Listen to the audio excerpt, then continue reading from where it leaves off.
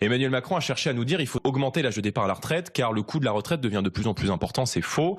La part des dépenses dans le système social pour les retraites, c'est environ 14% ces dernières années. C'est relativement stable. Donc je dis qu'on ne peut pas demander des efforts toujours aux mêmes sans avoir fait des économies nécessaires. Et la première de ces économies serait évidemment d'aller lutter contre la fraude. Je vous invite à lire le nouveau livre de Charles Pras, le magistrat qui vient de sortir sur le cartel de la fraude, qui nous explique qu'il y a 50 milliards d'euros de fraude dans notre pays par an. Et on ne peut pas demander aux Français de travailler toujours davantage quand on n'a pas fait les économies qui s'imposent.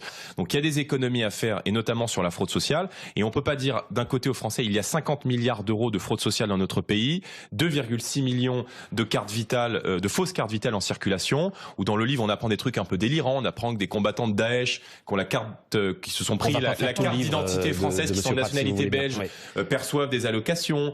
On a vu que vous avez des couples de Roumains, par exemple, qui déclarent 1200 naissances et qui font rentrer chaque année 1,7 million d'euros dans les caisses de l'État. C'est dans le livre. C'est dans le livre. Mais vous inquiétez pas, on sera fact-checké, il n'y a aucun problème.